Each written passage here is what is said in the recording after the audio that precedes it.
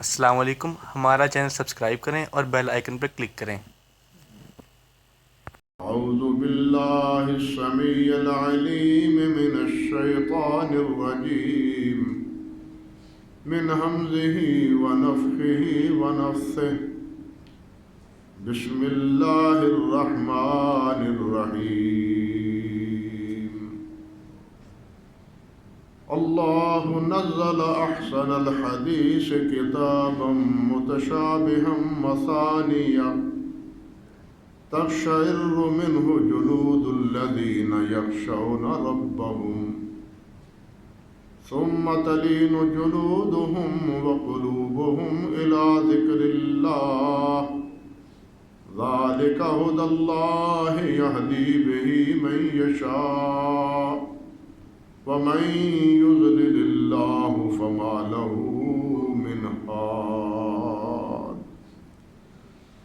سبحان ربك رب العزة عما يصفون وسلام على المرسلين والحمد لله رب العالمين۔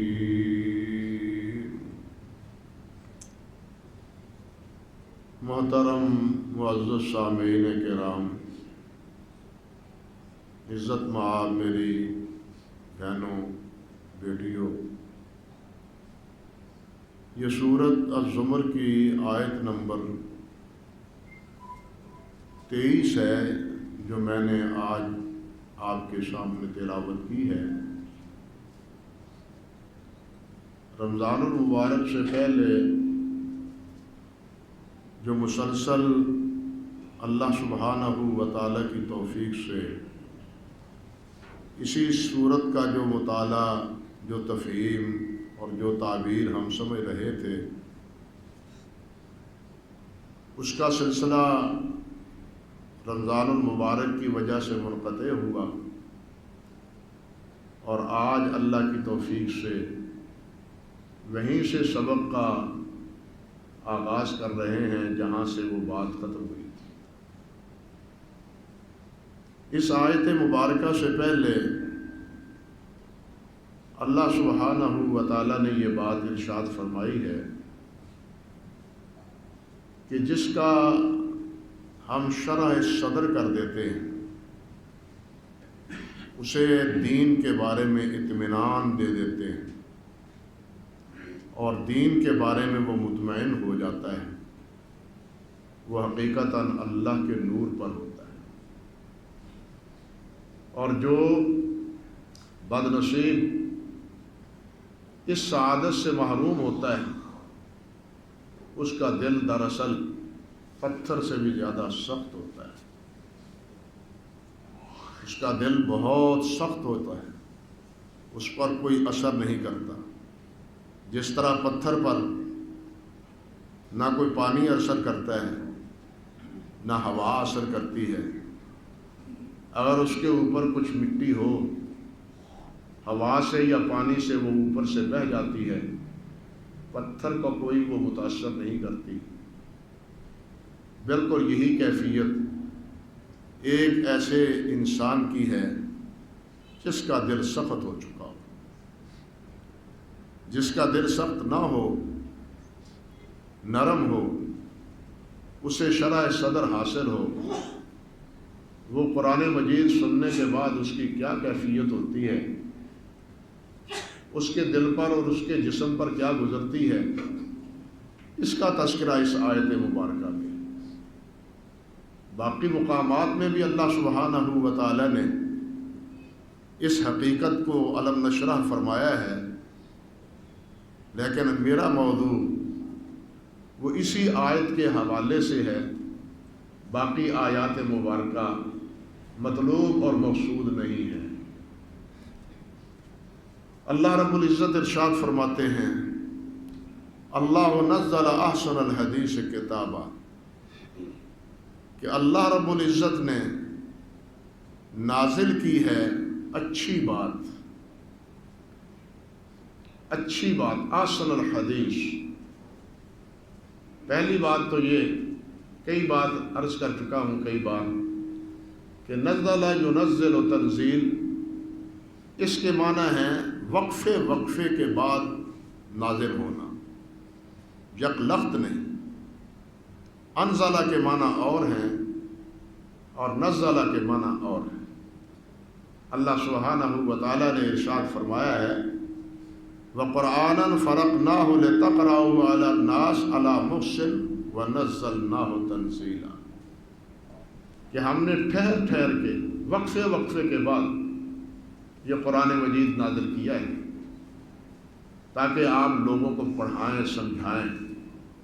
اس کی کیا حکمتیں ہیں؟ یک بارگی اللہ ذوالجلال والاکرام نے قرآن مجید کو نازل کیوں نہیں کیا؟ حالانکہ تورات ایک ہی بار اللہ تعالیٰ نے دی، انجیل بھی عیسیٰ علیہ السلام کو ایک ہی صورت میں کتابی شکل میں لکھی ہوئی دے دی تھی، لیکن قرآن مجید کے حوالے سے یہ صورت اللہ رب العزت نے اختیار نہیں فرمائی، بلکہ 23 سال میں مختلف اوقات میں قرآن مجید کو نازل کیا ہے، کبھی ایک آیت، کبھی چند آیات، کبھی کوئی پوری مکمل صورت، چھوٹی صورت بھی اور بڑی سے بڑی صورت۔ سورۃ الانعام کے بارے میں آتا ہے کہ یہ ایک ہی بار اللہ سبحانہ و تعالیٰ نے نازل فرمائی۔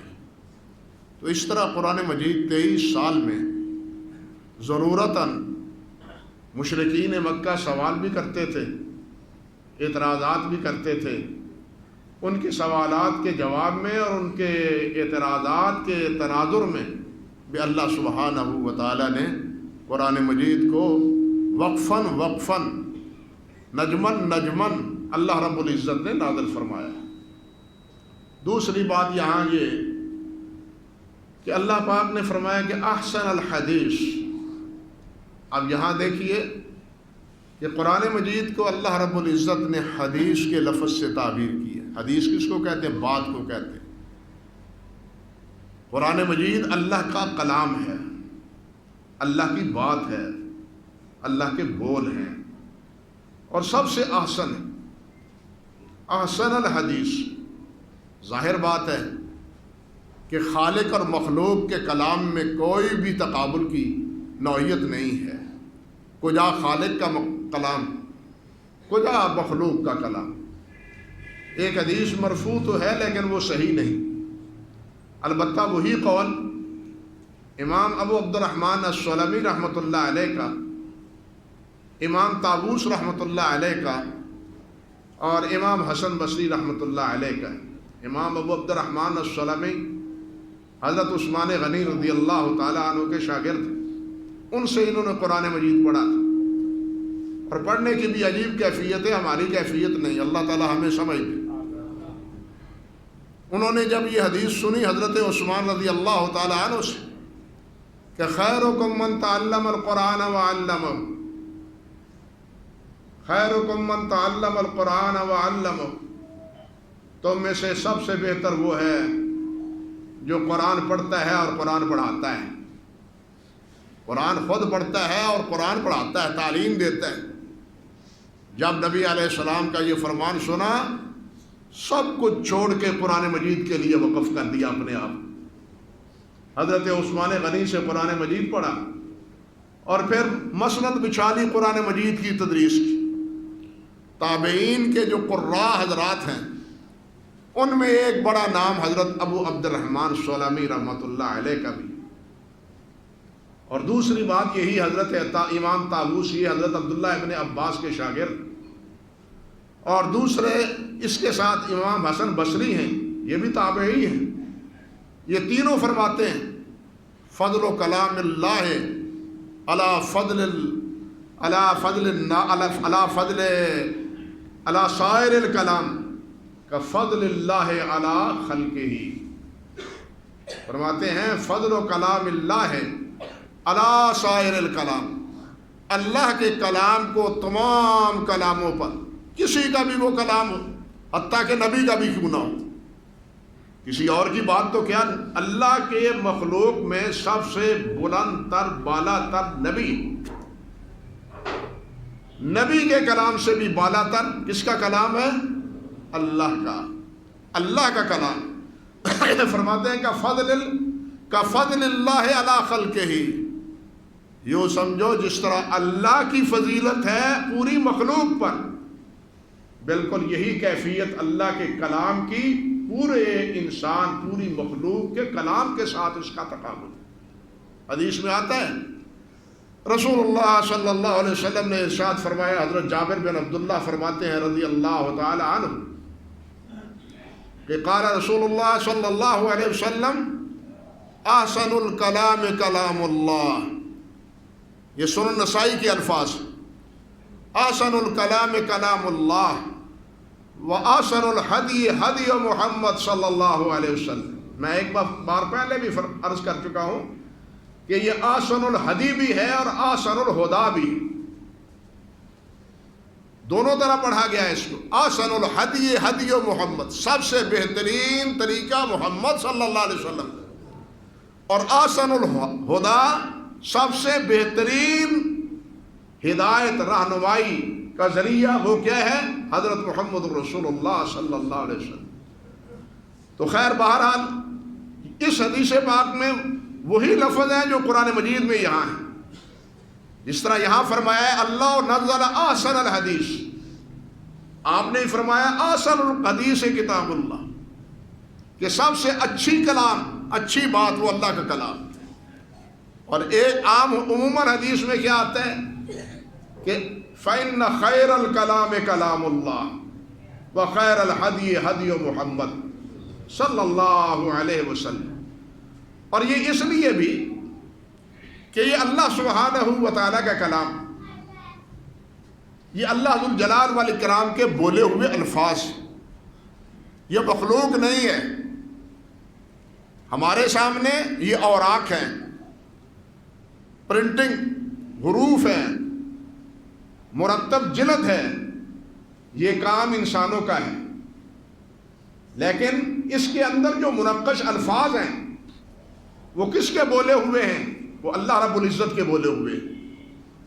یہ کلام نفسی نہیں ہے جس طرح کہ معتزلہ کہتے ہیں یا بدعی فرقے کہتے ہیں کہ نفسی کلام نفسی ہے۔ اب کیا عرض کروں کہ وہ کلام نفسی کی تعبیر کیا کرتے ہیں؟ یہ سارا گورکھ دھندا ہے، سیدھی سی بات ہے کہ یہ اللہ کا کلام ہے، اللہ کلام کرتے ہیں۔ یہی لفظ اللہ ذو الجلال نے استعمال فرمایا ہے اسی قرآن مجید میں، وَقَلَّمَ اللَّهُ مُوسَىٰ تَكْلِيمًا، اللہ نے موسیٰ علیہ السلام سے کلام کیا ہے۔ وَقَلَّمَ اللَّهُ مُوسَىٰ تَكْلِيمًا، امام بخاری رحمۃ اللہ علیہ نے صحیح بخاری کی آخر میں تقریباً 30 ابواب میں یہ بات ثابت کی ہے کہ اللہ سبحانہ و تعالیٰ نے کلام کیا، اللہ رب العزت نے فرشتوں سے کلام کیا، اپنے انبیاء سے کلام کیا، قیامت کے دن کلام کریں گے، جنت میں اہل جنت سے کلام کریں گے۔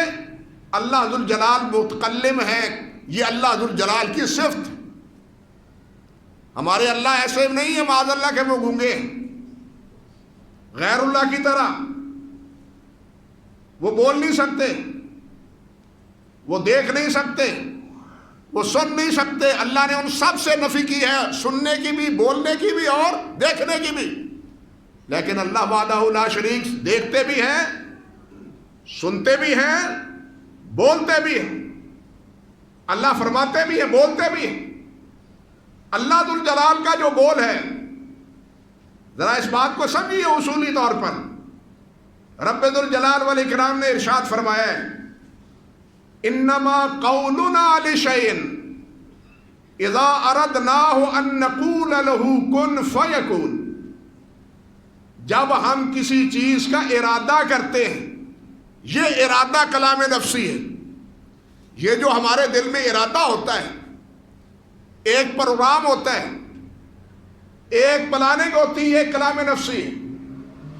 یہ جو ہمارا ارادہ ہے، جب اس ارادے کو قول سے بدلتے ہیں، فرق سمجھ رہے ہیں؟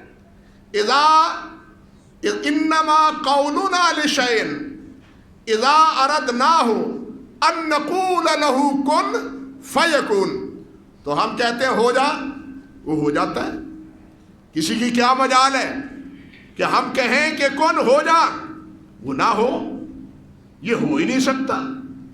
وہ مالک ہے، وہ مالک ہے، اس لیے کہ وہ مالک ہے. مالک ہی نہیں، وہ بادشاہ بھی ہے. یہ فرق بھی عجیب ہے. اللہ سبحانہ و تعالی مالک بھی ہے، اللہ ذو الجلال مالک بھی ہے. ہم قرآن مجید میں پڑھتے ہیں الحمدللہ رب العالمین الرحمن الرحیم مالک یوم الدین. یہ مالک یوم الدین کی ایک قرات مالک یوم الدین بھی ہے. قرآن مجید میں دوسرے مقام پر کیا ہے؟ قل اعوذ برب الناس مالک الناس. لوگوں کا بادشاہ. اللہ مالک بھی ہے، بادشاہ بھی ہے. ہر مالک بادشاہ نہیں ہوتا. بات سمجھتے ہیں؟ ہم مالک ہیں لیکن بادشاہ کوئی اور ہوتا ہے. لیکن جو بادشاہ ہوتا ہے وہ مالک ہوتا ہے. وہ جو چاہے تصرف کرے، جو چاہے فیصلہ کرے. اسی لیے وہی مالک ہے اور وہی بادشاہ ہے. یفعل ما یشاء، وہی ہے جو چاہتا ہے وہ ہوتا ہے. جو چاہتا ہے وہ ہوتا ہے. وہ بادشاہ ہے، وہ صرف مالک نہیں ہے. تو کیا فرمایا اللہ ذو الجلال نے کہ اذا اردنا، جب ہم ارادہ کرتے ہیں لشیء، کسی چیز کا، تو کیا کہتے ہیں؟ ان نقول لہ کن، ہم کہتے ہیں ہو جا. وہ ہو جاتا ہے، وہ ہو جاتا ہے. کئی بار آپ سے عرض کیا تھا، نار فرعون نے، نمرود نے روشن کی، بہت بڑا الاؤ تیار کیا حضرت ابراہیم علیہ السلام کو اس میں جلانے کے لیے. اللہ نے کیا فرمایا؟ یا نار کونی بردم و سلام علی ابراہیم. آگ کی کیا مجال ہے کہ جناب ابراہیم علیہ السلام کو نقصان پہنچا دے. حضرت موسیٰ علیہ السلام کو والدہ نے پانی کی لہروں میں کے سپرد کر دیا. اب دریا کی لہروں کے کیا مجال ہے کہ وہ موسیٰ علیہ السلام کا کچھ بگاڑ سکے. اللہ ذو الجلال نے حفاظت فرمائی اور اللہ نے اپنے وعدے کے مطابق موسیٰ علیہ السلام کو اپنی ماں کے پاس واپس بلایا. یہ اللہ کا فیصلہ ہے. اللہ جس طرح چاہتا ہے کرتا ہے. اب یہ کن جو ہے یہ اللہ کا لفظ ہے، بول ہے یا نہیں، کلام ہے یا نہیں. ہم کہتے ہیں کن. اگر یہ کن مخلوق ہے تو اس چیز، ساری چیز کو پیدا کرنے والا گویا خالق نہیں ہے، مخلوق ہے. بات سمجھے؟ فرق سمجھے؟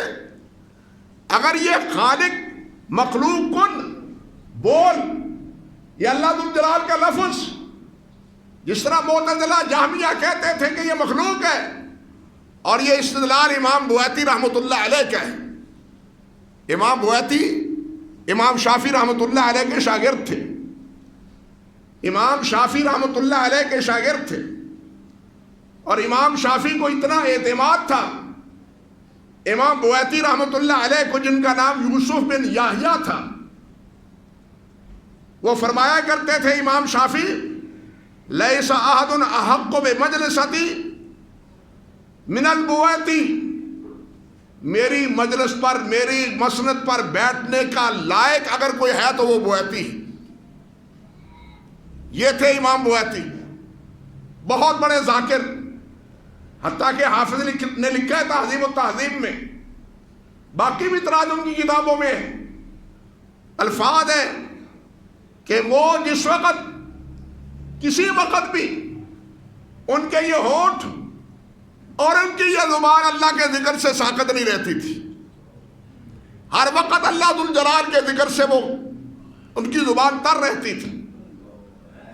اللہ اکبر کبیرہ. بلکہ ابن ابی الجارود فرماتے ہیں، کانا جاری، یہ میرے پڑوسی تھے، فما کنت اتبع الساعة من اللیل، رات کے کسی وقت بھی میں بیدار ہوتا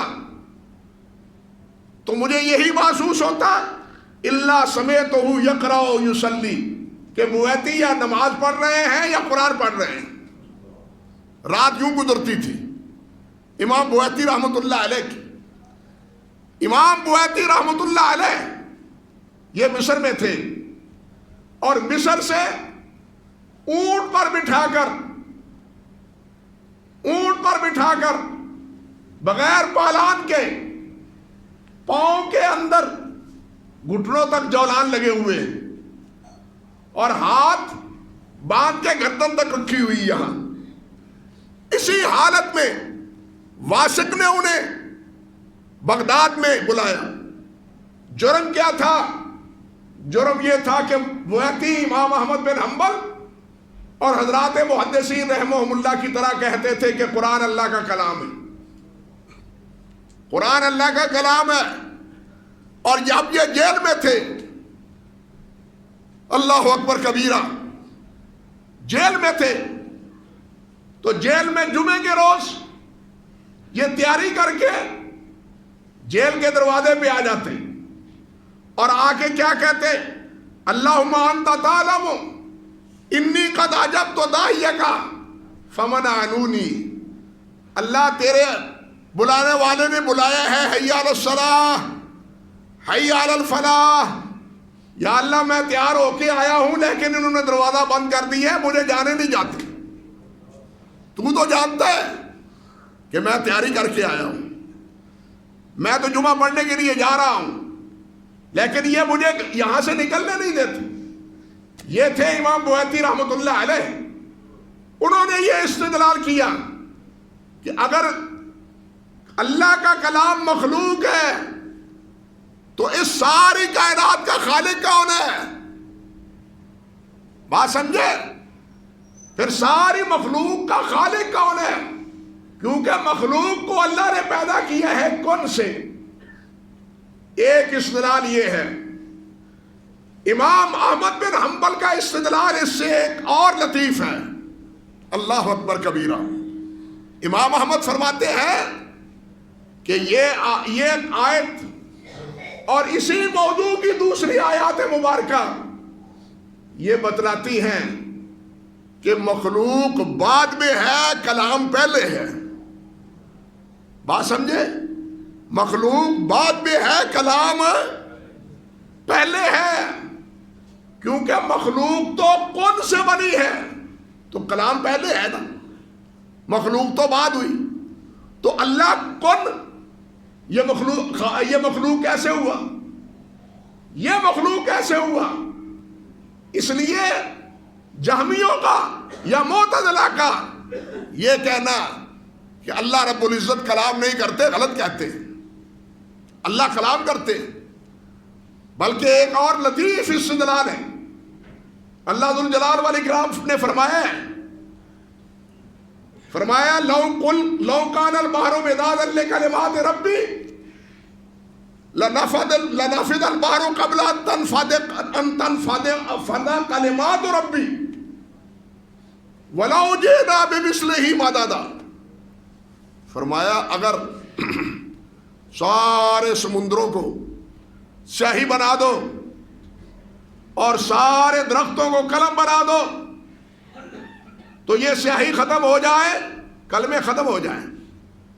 حتیٰ کہ اگر سمندر دوبارہ بنا دیے جائیں اور ان کو دوبارہ سیاہی بنا دیا جائے وہ بھی ختم ہو جائیں. لیکن اللہ کے کلمات ختم نہیں ہوتے. کیوں ختم نہیں ہوتے؟ اس لیے خاتمہ مخلوق کا ہے، خالق کا نہیں. بات سمجھے؟ خاتمہ کس کا ہے؟ مخلوق کا ہے، خالق کا نہیں. یہ کلام خالق کی صفت ہے، یہ کلام اللہ کی کیا ہے؟ صفت ہے. جس طرح سمع صفت ہے، جس طرح بصر صفت ہے، اسی طرح کلام بھی صفت ہے. یہ احمد کہتے ہیں کہ اللہ ذو الجلال اگر کلام کرتا تھا، معاذ اللہ ثم استغفر اللہ، یہ کلام کرتا ہے تو اس کا مطلب یہ ہے کہ اللہ تو پھر محتاج ہوا کس کا؟ زبان کا. زبان کے بغیر تو کلام نہیں ہو سکتا.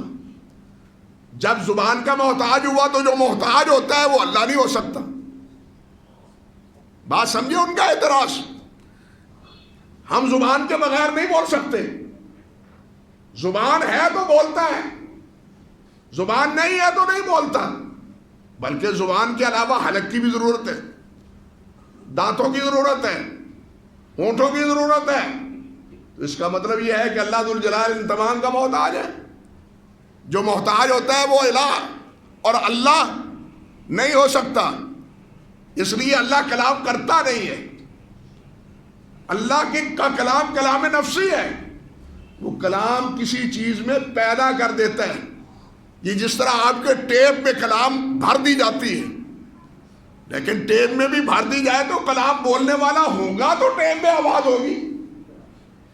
بات سمجھے یا نہیں سمجھے؟ اگر بولنے والا ہی نہیں ہے تو ٹیپ بھی کیسے، ٹیپ میں بھی آواز کیسے ہوگی؟ یہ ان کا اشکال تھا۔ لیکن ان کا بے وقوفوں کو اتنا علم نہیں ہے کہ اللہ سبحانہ و تعالی اس کا مکلف نہیں ہے یا محتاج نہیں ہے۔ اللہ نے اس پاک کلام میں فرمایا ہے وَإِن مِّن شَيْءٍ إِلَّا يُسَبِّحُ بِحَمْدِهِ، کہ جو چیز بھی ہے زمین و آسمان میں وہ اللہ کی تسبیح کہتی ہے۔ وہ کیا کہتی ہے؟ اللہ کی تسبیح کہتی ہے۔ اب ہمارا ایمان ہے یا نہیں؟ یہ پتھر تسبیح کہتے ہیں یا نہیں؟ لکڑی تسبیح کہتی ہے یا نہیں؟ زمین تسبیح کہتی ہے یا نہیں؟ ہمارا ایمان ہے یا نہیں؟ لیکن ان کی زبانیں ہیں، ان کی زبانیں ہیں، نظر آتی ہیں ہمیں نہیں زبان، لیکن یہ تسبیح کر رہی ہیں۔ درخت ہے، شجر ہے، حجر ہے، جو بھی ہے وہ تسبیح کرتی ہیں۔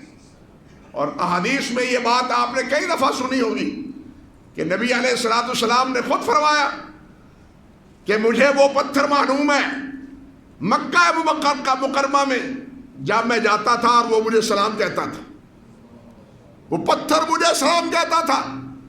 عبداللہ ابن مسعود فرماتے ہیں رضی اللہ تعالیٰ عنہ، نبی علیہ السلام کے ہمراہ ہم جب کھانا کھاتے تھے تو کھانے تھے تسبیح کی آواز آتی تھی۔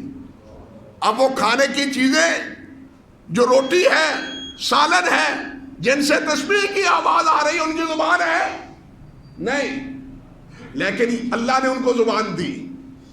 ہم نے اللہ کو قیاس کیا اپنے پر، جس طرح ہم زبان پر سے نہیں بول سکتے، انہوں نے کہا کیا سمجھا کہ شاید اسی طرح اللہ بھی نہیں بول سکتے۔ وہ اللہ نے تو بتلا دیا، میں تو پتھروں کو بھی بلاتا ہوں، میں تو شجر و حجر کو بھی بلا دیتا ہوں، وہ بھی میری تسبیح سے غافل نہیں ہے۔ اللہ اکبر کبیرہ۔ لیکن ہمیں پھر بھی سمجھ نہیں آتی، سمجھ ان لوگوں کو پھر بھی نہیں آئی۔